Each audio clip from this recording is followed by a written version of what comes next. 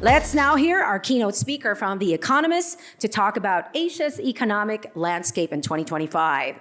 Please welcome the Director of Southeast Asia from The Economist Intelligence Corporate Network, Mr. Sumana Rajarethnam.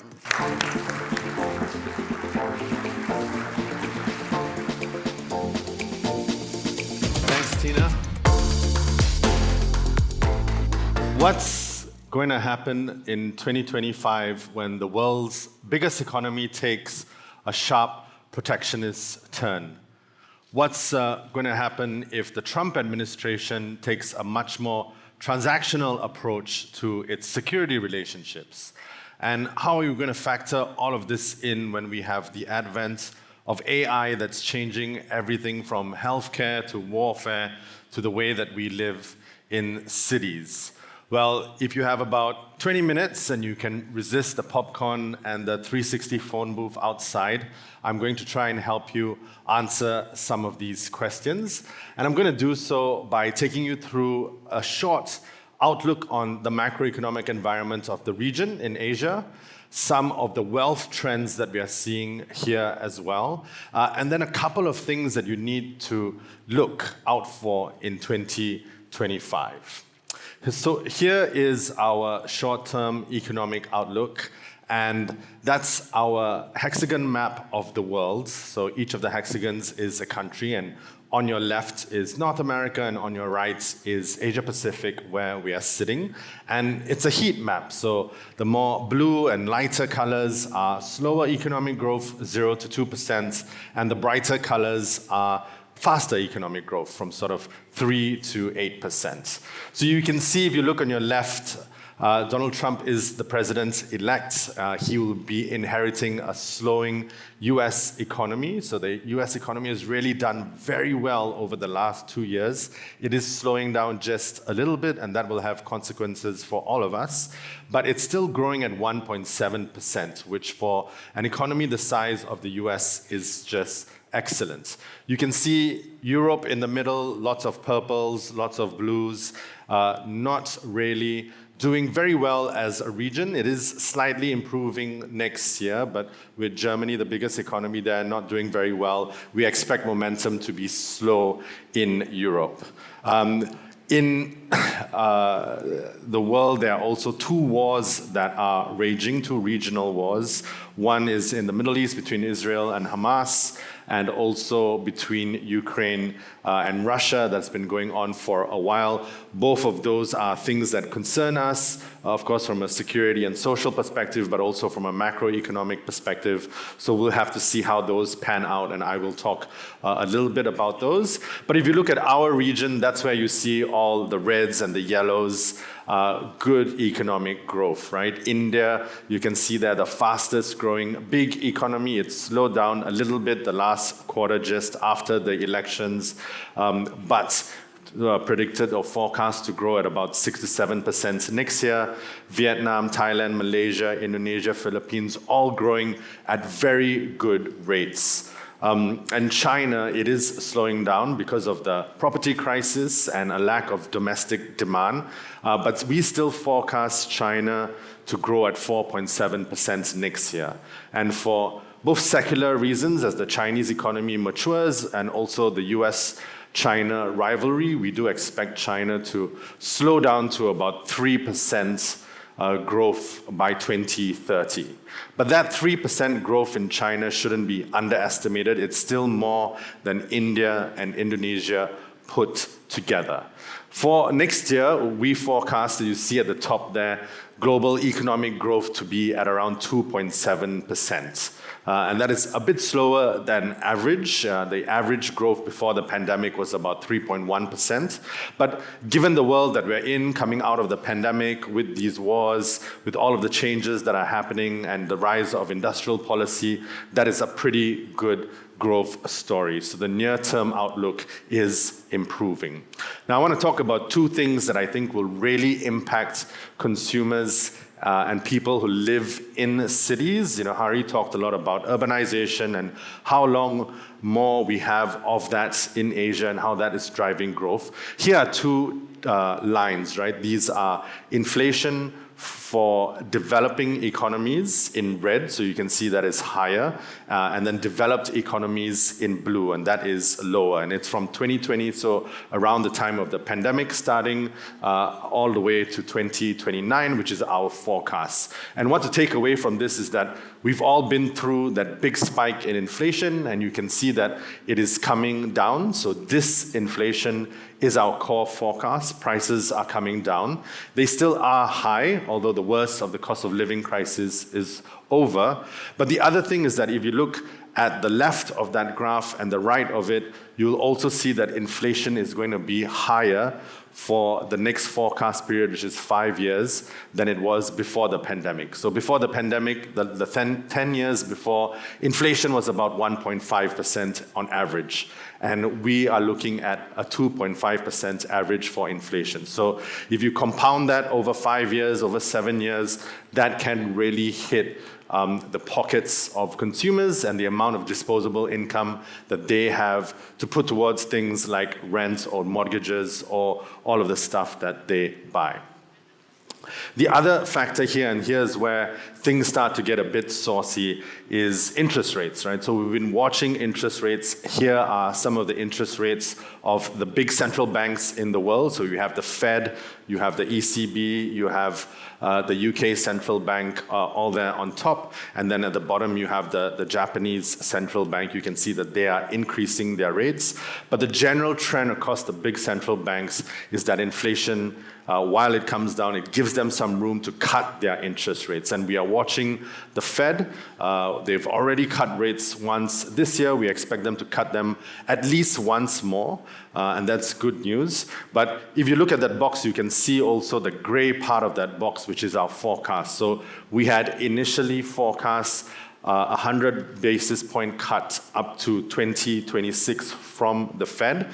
But given some of the unknowns around what the Trump administration's policies will be to tariffs, to immigration, and to defense, which I'll speak about, I think it is really now something that we have to watch and react to in terms of where rates go.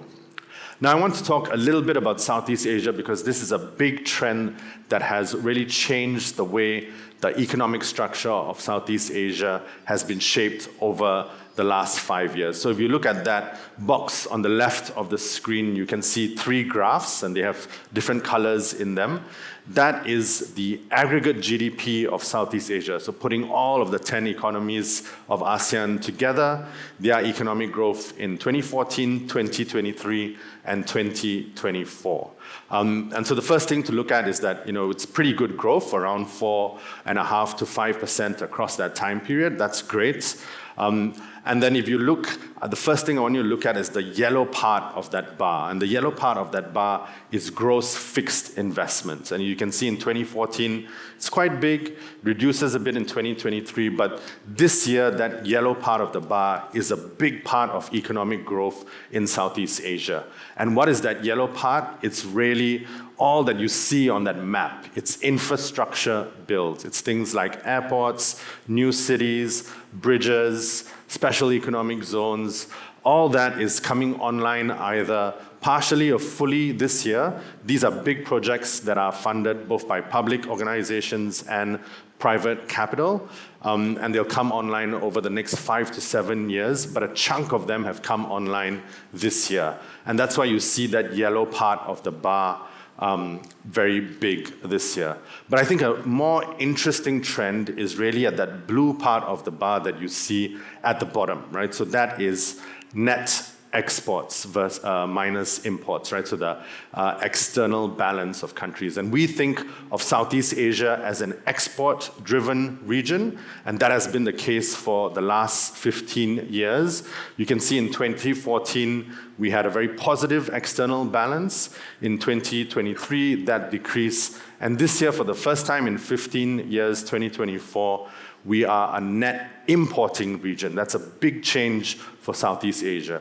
And what's the reason for that is that there are a lot of Chinese intermediate goods that are being shipped into the region, shipped into Malaysia, Thailand, Indonesia, Vietnam, being assembled here and then shipped on to the final market, whether that is in the EU or the US or somewhere else. So that's a big trend, and that's why this year we are a net importer of goods. That's a big change, and I think that will continue for at least another 2 years. And that also puts us as a region in the sights of the US administration, who don't like negative external balances. The other thing that's happening is that Chinese companies are moving their factories, right, from China out there into various parts of the world, Mexico, Poland, but also a lot of countries in Southeast Asia. And that's another trend that we think will continue strongly over the next few years.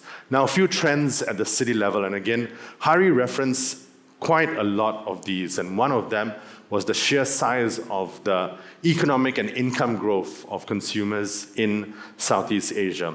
And here is some of the wealth trends that we are seeing across the region, right? So here is from 2024 to 2028, and this is the number of high-income households, by which we defined those who have US $50,000 or more of disposable income, right? So after they've paid for their necessities.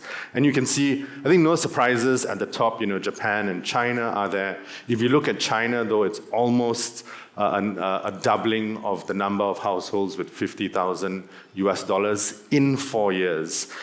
Other interesting parts of that trend, India wasn't there in 2024 this year, but we forecast that they'll be in the top 10 in 2028.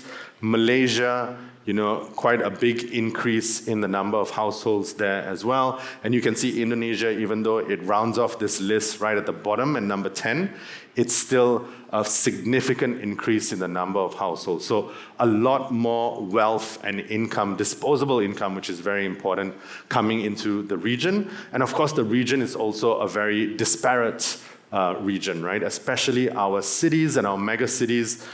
They're good for lots of things, right? Good for economic growth, good for jobs, but they also tend to promote inequality, and this is part of that trend. We're also seeing large rises in ultra-wealthy individuals, right? So the previous slide was people with 50,000 or more. This slide is households that earn 1 million or more, and that's expected to go from 19% in Asia in 2019 to 23% in 2024, so this year. And if you look at that, the big increases, 40% increase from 2019 to 2028 in China, 50% increase in India, and 35% increase in Malaysia. So big increases in both $50,000 households and also ultra high net worth households. At the EIU, we do this thing called the Livability Index, where we basically construct an index of what factors people think make a city livable. And here are some comparisons of cities from Asia Pacific and the Middle East. And you can see the types of factors that we look at, political stability, healthcare, infrastructure. And because you'll be having throughout the day different sessions, on the luxury real estate market, also on what factors will be used to reimagine and redesign cities, I thought I'll just put in your mind some of the changes that we are seeing of respondents to this survey, right? One is that coming out of the pandemic, healthcare has become much, much more important. It didn't used to be so important before. There was sort of uneven delivery, but the pandemic has really created a much bigger demand for healthcare amongst people that live in cities. The other big difference is in culture and environment and infrastructure. And the big difference there is sustainability. So a lot more people care about the environment, and that's things like, the air pollution in a city, the quality of the water, those types of things. But also in infrastructure, more people care about how resilient a city is. What type of defenses does it have against climate risks? And so when they are making decisions to relocate and move cities, these are some of the changes that we've seen over the past 5 years or so. The other index that we do across many cities is the worldwide cost of living index. And I just told you about inflation coming down and how the cost of living crisis, we've been through sort of the worst of it. But prices in big cities around the world have risen by an average of 8% over 2023 to 2024. And that's a big increase. In fact, it's the fastest rate of increase in 20 years, right? And so at the country level, you might not see it, but at the city level, especially big cities that attract a lot of people, we are seeing big price increases. And Asia is a region of cost of living extremes, right? You can see the ultra wealthy and the lower income living very close to each other.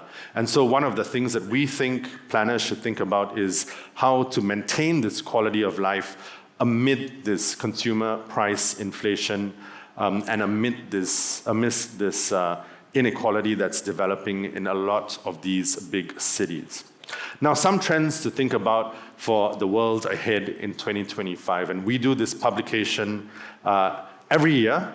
We essentially get all our analysts, all our journalists, and we stick them in a room. We give them lots of sugar products, chocolates and biscuits and things like that, and then lots of tea, and we lock the door, and we tell them what's going to happen to predict what's going to happen in 2025. And so here are some of the things that you should be aware of, right? 2024 was a bit like Schrodinger's cats. That's the experiment where you have a cat and it's in the box and you kind of don't know whether the cat is alive or dead until you open the box. And the cat in the box for 2024 was the outcome of the US presidential election. And now the box is open. We know who's going to be the presidents. The ballots have been counted. But I'm not sure that makes us any more certain of what's going to happen next year. And so America's choice really has repercussions around the rest of the world. President Trump-elect, when he was on the campaign trail, he came up with these 20 points of what he was going to do. And of course, what politicians say on the campaign trail is very different from what they actually do. But we kind of rank this on the MAGA scale of plausibility. So there are certain things on that were at number 5 all the way to number 1. So 5 is very likely. One of the things that he promised was that America would become a dominant energy producer. Already, even before he will start office, the US produces the most number of barrels of oil per day. So good job, Mr. Trump. He's already done that even before he's in office. And then at the bottom, what he wanted to do was, so the least likely that we think he's going to be able to accomplish was that he wanted to change US universities into what he called places of patriotism. And we think that he's not going to be able to do that, right? Because US universities, public and private, are relatively independent. And so at the top and bottom of the scale, when it comes to certain things and uncertain things, we were quite confident of our choices. But it's the things that are in between, immigration, defense, economics, that we are not so certain what he's going to do, and that's what we'll talk about. One thing is that 2024 was this year of many elections, right? Elections around the world. The most number of people have voted this year than ever before in history. And what we saw was that incumbent parties did pretty badly. And we tried to look at it and see whether there was a trend, right? Was it more green parties? Was there a shift towards renewables? Not really. Was it a shift to nationalism or populism? Not really either. Was it a shift to the left or the right? That really wasn't the case either. What we've seen is that voters have generally just kicked out incumbent parties or made it more difficult for them. We saw that in the US and the UK. We saw that in India and South Africa, where there's a coalition government. That's a bit surprising. We also saw that in Taiwan and France, right, where there's this kind of uneasy cohabitation of political parties. So voters have voted for change, and we expect that to continue. 2025 won't have as many elections, but we've just seen over the past couple of weeks changes in Syria, changes in South Korea that were extremely surprising. So I think that voters are really looking for leaders to deliver change. Now, the other one that we need to talk about this year for 2025 is tariffs, right?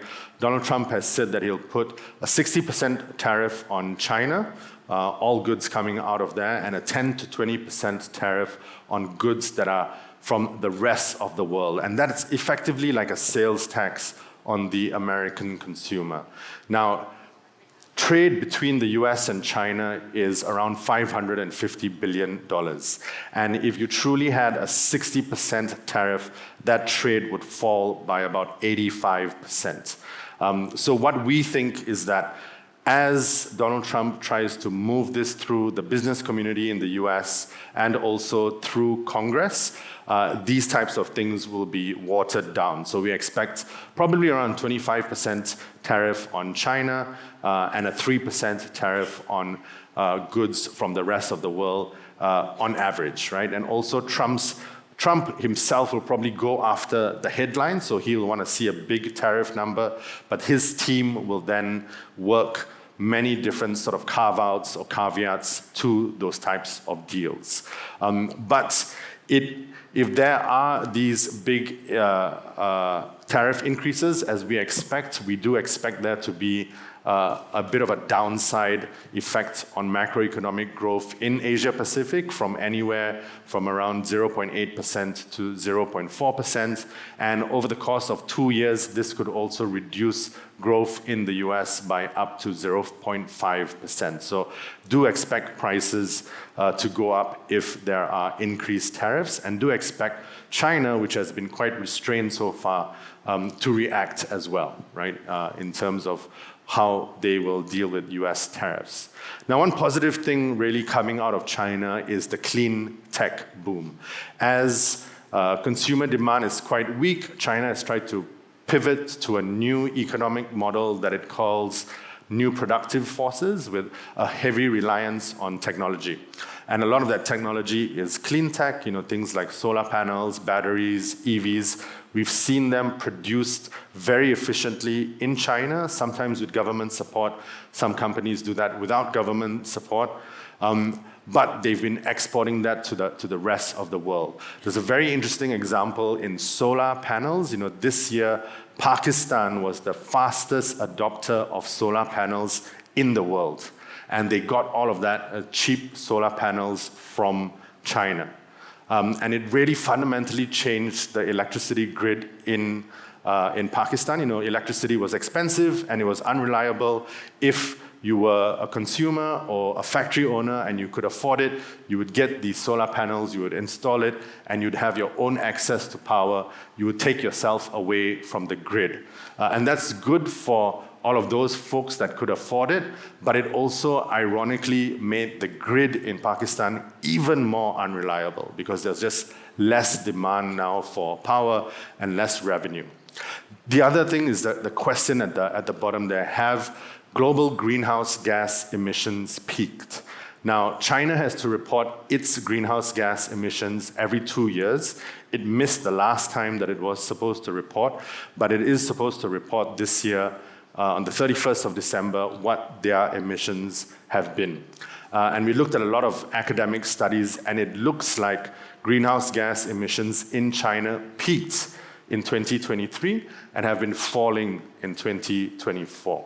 And I think that's a very good news story. China is a big emitter of this. And if that is truly the case, which we will probably find out at the end of the year, it does feel like a very positive inflection point in our journey towards net zero.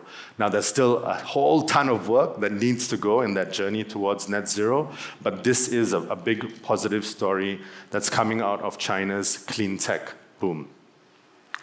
Now, I talked about inflation and how inflation is coming down. One thing that you did not hear in all of these elections that were going on in all across the world is how are governments going to pay for all of the things that they spent on during the pandemic. And the reason for that is simple. You know, when you're trying to get and win votes, you don't tell people that they need to pay more or they need to get less subsidies, right?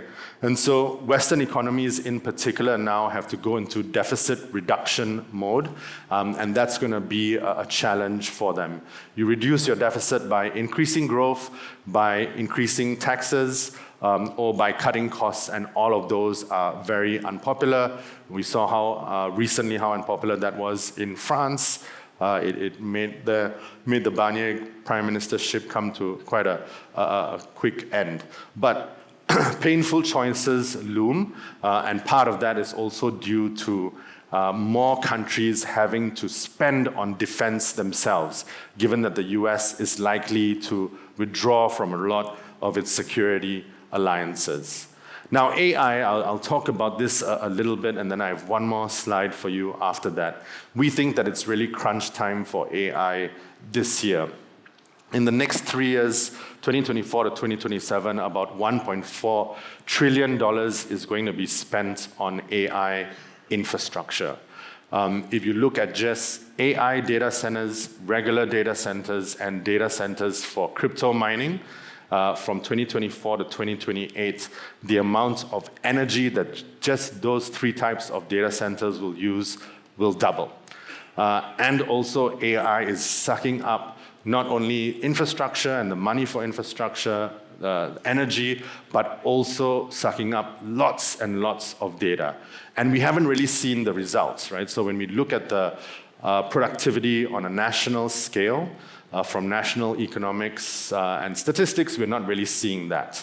We look at a survey from the Census Bureau in the US, and that question asked US companies, how many of you are using AI for your core products or services?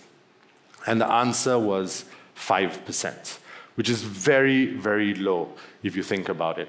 But something else is probably going on as well, right? If you look at OpenAI, about 75% of their subscriptions come from individual subscribers. If you look at software engineers, last year about 30% of them were using AI. This year it's 75%. If you look at HR teams, last year, about 20% of them were using AI. This year is about 60%. So in certain segments, AI use is really going very, very well. And we try to dig into this, and we think what is happening is that individuals are using it, right? So if you are writing a report in your company, you may be using an AI software to summarize it or give it your first draft. You give it to your boss. He is very happy. He asks you, how do you do it so fast? You say, I don't know, I'm just very fast. People are not owning up to the use of AI for corporate users, and they are scared, right? If your boss feels that you're more productive, he might give you twice the amount of work, or worse, he might ask you for a list of your colleagues that he can let go. And we've seen this anecdotally around some of the companies that we are working with. And that's why we call this the biggest gamble in business history, right? So we'll see next year where this pans out and where the AI journey goes. And my voice somehow is going, but I want to say that life is full of surprises. Who would have thought that this year we would have had 2 assassination attempts on a US presidential candidate? We had a big rocket that essentially fell down to earth and got caught by a pair of chopsticks. We had exploding pages that were used for military. And so a big lesson of 2024 is to expect the unbelievable. And our big one is this picture that you see here, which is a solar storm. Now, we have not seen a big solar storm since 1859. And of course, in 1859, there wasn't a lot of technology around. So this year, we are much more exposed, and the level of solar activity has been very, very high this year.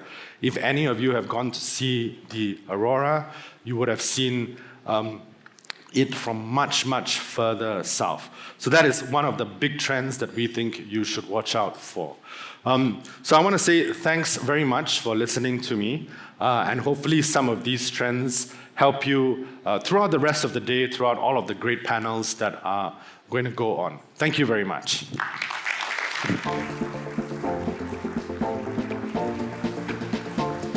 Thank you, Sumana, for your 2025 economic outlook. We do have a video from our supporting partner, which is the Retta Institute. Let's have a look at it.